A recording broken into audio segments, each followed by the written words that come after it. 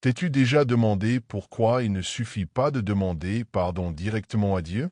Pourquoi Jésus a-t-il voulu que le pardon des péchés passe par le sacrement de la confession et par le ministère d'un prêtre? L'Évangile d'aujourd'hui nous aide à comprendre cette vérité si importante de notre foi. Pierre s'approche de Jésus et lui pose une question très concrète. Combien de fois dois-je pardonner à mon frère? Jusqu'à 7 fois? Et Jésus répond de manière surprenante, non pas 7 fois, mais 70 fois 7 fois.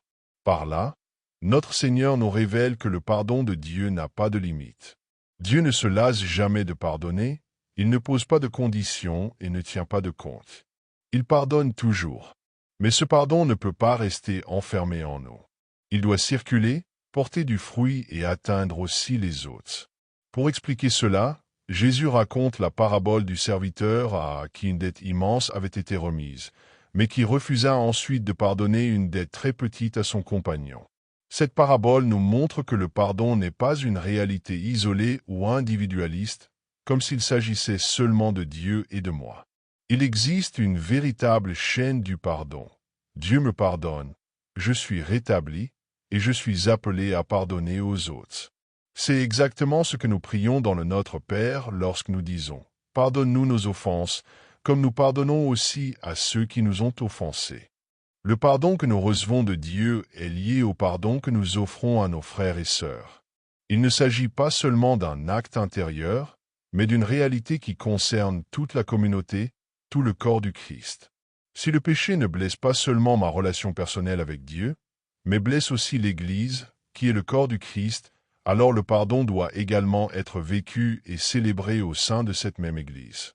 C'est pourquoi Jésus a institué le sacrement de la pénitence. Dans la confession, nous demandons pardon à Dieu, mais nous le faisons de manière concrète, visible et sacramentelle, devant l'Église, représentée par le prêtre. Lorsque le prêtre donne l'absolution, il ne pardonne pas en son propre nom. Il agit par le ministère de l'Église. Le pardon vient de Dieu, il est le fruit de la croix du Christ, mais il est administré par l'Église, qui est l'instrument de cette miséricorde. De même que Jésus a voulu se servir d'homme pour annoncer l'Évangile, célébrer l'Eucharistie et baptiser, il a aussi voulu se servir d'homme pour communiquer le pardon des péchés. Il est vrai que se confesser n'est pas facile. C'est inconfortable et humiliant, et personne n'aime exposer ses propres misères. Mais cette humiliation est salutaire. Lorsque nous sommes obligés de dire nos péchés à voix haute, nous prenons davantage conscience de ce que nous avons fait. Le péché est une réalité spirituelle, et bien souvent, nous le minimisons, le justifions ou l'oublions rapidement. La confession nous place dans la vérité sur nous-mêmes devant Dieu. De plus, la confession ne sert pas seulement à effacer le péché, mais à nous accorder une grâce réelle et concrète. C'est pourquoi l'essentiel dans la confession n'est pas le péché que nous avouons, mais la grâce que nous recevons. C'est là que Dieu nous guérit intérieurement, nous fortifie, nous rend la paix et nous réconcilie non seulement avec lui, mais aussi avec l'Église. N'aie donc pas peur de t'approcher du confessionnal. Ce n'est pas un tribunal de condamnation, mais le véritable tribunal de la miséricorde divine. Même si c'est humiliant, apprends à aimer ce sacrement.